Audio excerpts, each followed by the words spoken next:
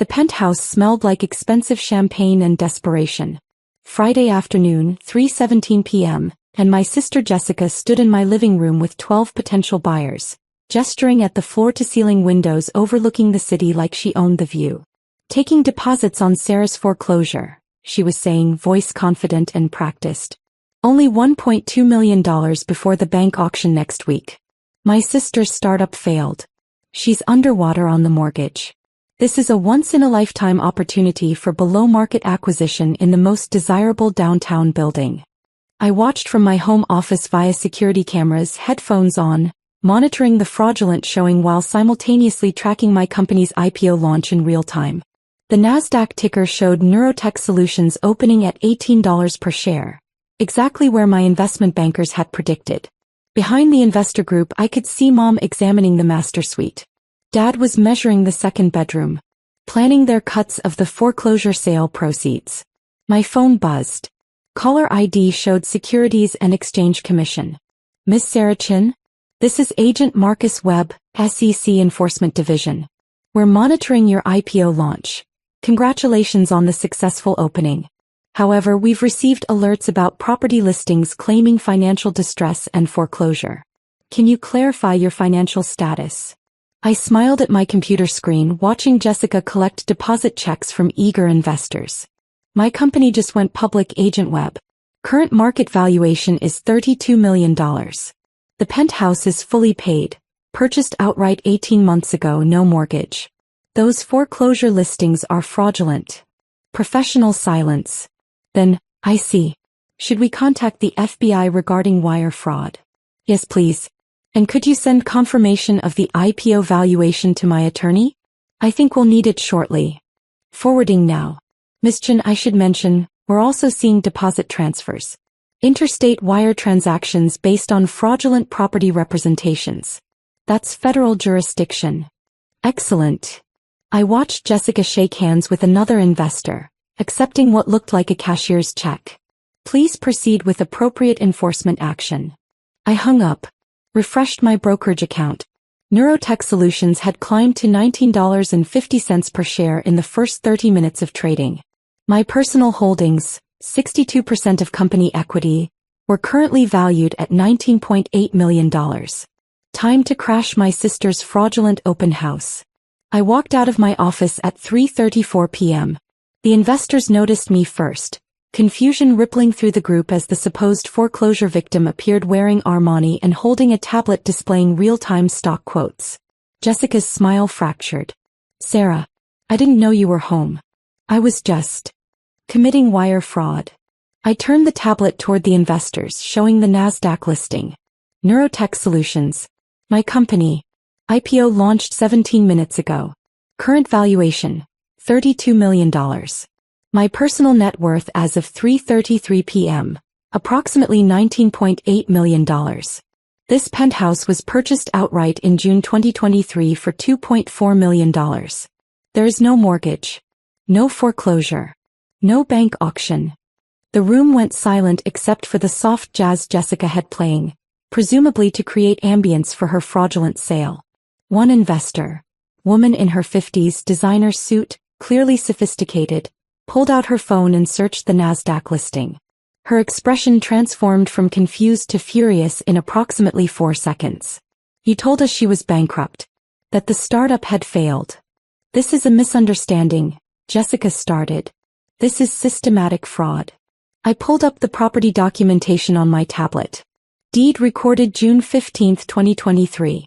Purchase price $2.4 million. Paid in full via wire transfer. No liens. No mortgages. Clean title. I showed them the county records. My sister has been advertising a foreclosure sale for property she doesn't own, collecting deposit money for a transaction that cannot legally occur. Another investor, younger man, probably early 30s, tech money from his outfit, was already on his phone with what sounded like his attorney. I wired $50,000 this morning based on her representations of urgent distress sale. How many deposits has she collected? I looked directly at Jessica. She'd gone very pale.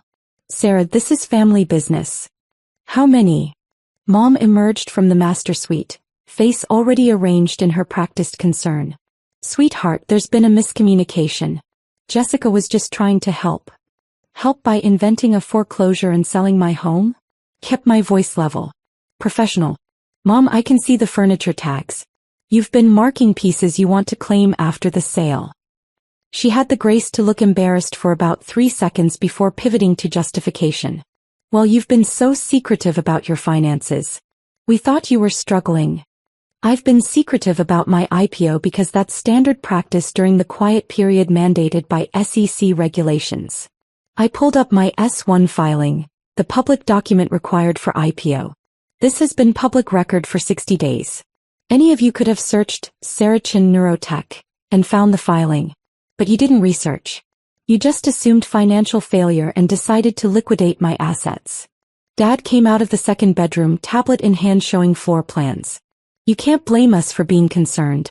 You quit your job at Google 2 years ago to found a medical technology company that just went public with a $32 million valuation. Yes.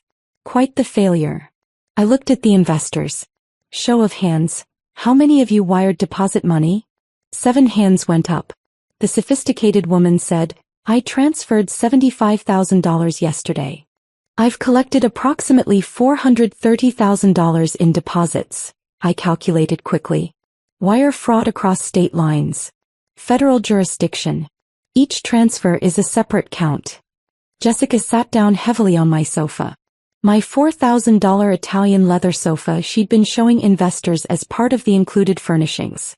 The younger investor was still on his phone. My attorney says this is textbook wire fraud. He's filing complaints with the FBI and state AG's office. Good.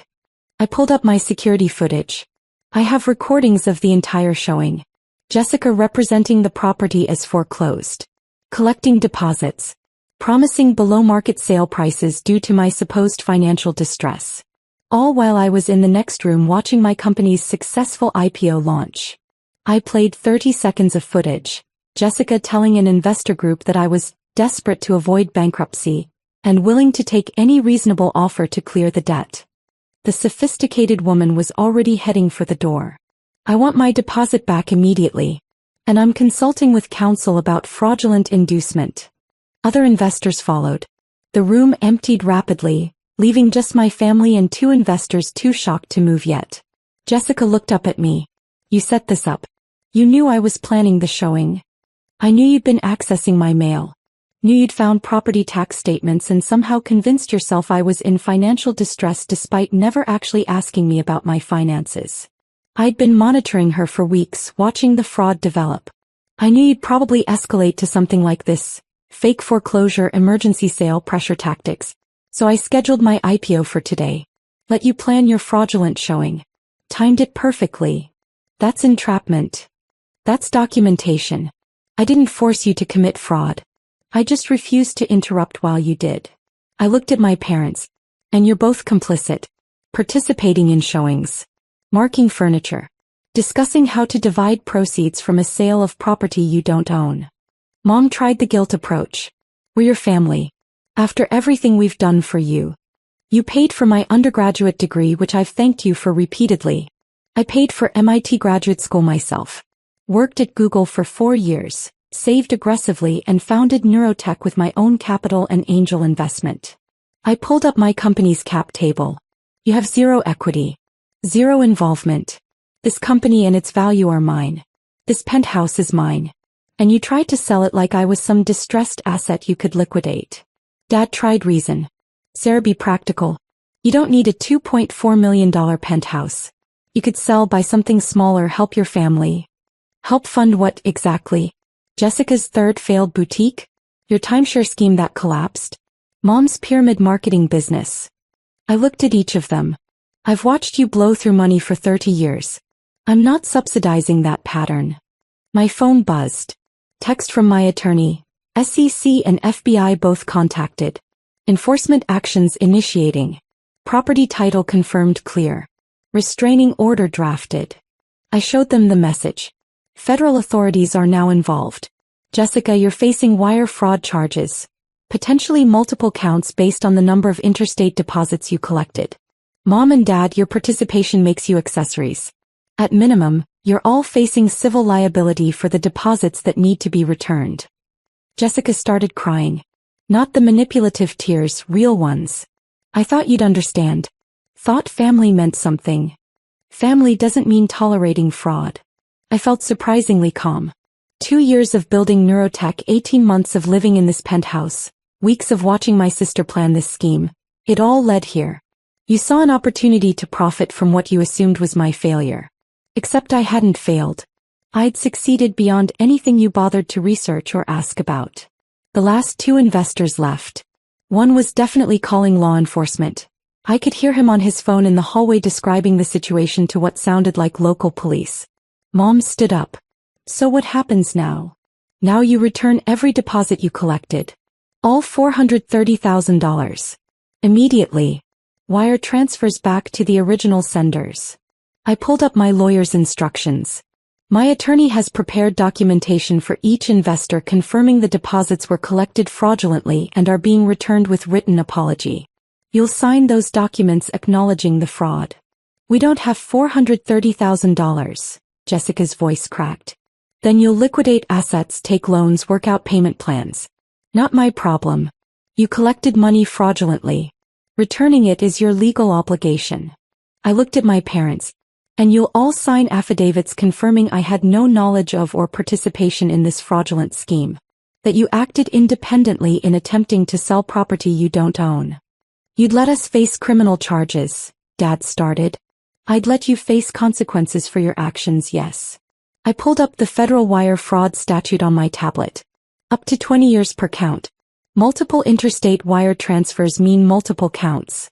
The prosecutor's office will determine actual charges based on cooperation and restitution. The silence was profound. Outside my floor-to-ceiling windows, the city continued its afternoon rhythm. Down on the street, people went about their lives completely unaware that $430,000 in wire fraud was being unwound in the penthouse above them. I'll get the money, Jessica whispered. All of it. I'll return every deposit. You have 72 hours. After that, my attorney pursues full criminal prosecution and civil recovery. I looked at my parents. And you're both banned from this building. Property management has your photos. You're trespassed. If you come back, you'll be arrested. Mom tried one more time. Sir, we made a mistake. But we're still your family. You're people who tried to sell my home while I was in the next room launching my company's IPO. That's not family. That's opportunistic fraud. I walked to my door, opened it. Leave now. Return the deposits within 72 hours. Sign the affidavits my attorney sends. If you do those things, maybe, the federal prosecutor will accept restitution and probation instead of prison time. They left. Jessica crying. Mom silent. Dad looking smaller, somehow diminished. I closed the door at 4:23 p.m. Walked back to my office. Neurotech Solutions had climbed to $21 per share. Company valuation, $33.6 million. My personal holdings, $20.8 million. I'd spent 2 years building medical AI technology that detected neurological conditions earlier and more accurately than existing diagnostics. Raised capital. Hired brilliant engineers. Navigated FDA approval processes. Prepared for public markets. And my family had responded by trying to sell my home under fabricated foreclosure claims.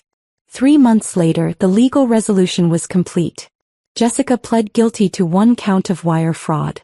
18 months federal probation, $430,000 in restitution. Fully paid through liquidating her condo and borrowing from friends. Mandatory financial ethics counseling and a permanent federal record. Mom and Dad weren't criminally charged. They'd been participants but hadn't directly collected deposits. However, 6 investors pursued civil claims for emotional distress and fraud. Those cases settled for undisclosed amounts that I heard required my parents to sell their vacation home. Neurotech Solutions stabilized at $24 per share. Company valuation, $38.4 million. We signed contracts with 3 major hospital systems. Expanded our engineering team. Started clinical trials for next-generation diagnostics. I never responded to my family's attempts at contact. Jessica sent emails. Mom left voicemails. Dad tried showing up at the building until security turned him away. I blocked them all. Some relationships can't survive attempted property theft disguised as helping family. I ran into a former colleague at a tech conference. She'd heard about the IPO. Congratulations, questions about our technology, the usual networking conversation. Then carefully, I also heard something about family drama, property fraud. My sister tried to sell my penthouse by claiming it was foreclosed. Collected deposits from investors while I was launching our IPO. I said it matter-of-factly. She's been prosecuted. The deposits were returned. It's resolved. But they're still your family. They attempted wire fraud for $430,000 based on invented financial distress. That's not family. That's criminals who happen to share DNA. The colleague nodded slowly. Fair enough. On quiet evenings now, I work from my home office. Floor-to-ceiling windows overlooking the city. The penthouse Jessica tried to sell, the home I'd purchased outright, the space where I'd built a company worth $38 million while my family assumed I was failing. The deposits were returned. The investors were made whole. The fraudulent listings were removed. And my penthouse remained exactly what it always was. My property purchased with my money in my name only. Jessica had called it Sarah's foreclosure. Like I was some distressed asset requiring family intervention. But there was no foreclosure. No distress. No failure. Just a successful IPO launch that happened to coincide with my sister's fraudulent showing. The timing wasn't accidental. I'd scheduled everything deliberately. Let her plan the showing. Let her collect deposits. Let her commit wire fraud with enough documentation to guarantee prosecution. Then I launched my IPO during her fraudulent open house and watched the whole scheme collapse in real time. The stock exchange alerted about the valuation. The SEC contacted about the contradictory financial claims. The FBI initiated wire fraud investigation. And Jessica's emergency foreclosure sale evaporated along with any pretense that she'd been trying to help. Neurotech Solutions is worth $38 million now. The penthouse is still mine. Still paid in full. Still exactly what I earned through years of work my family never bothered to understand or acknowledge. And that's worth more than any fraudulent sale price my sister invented.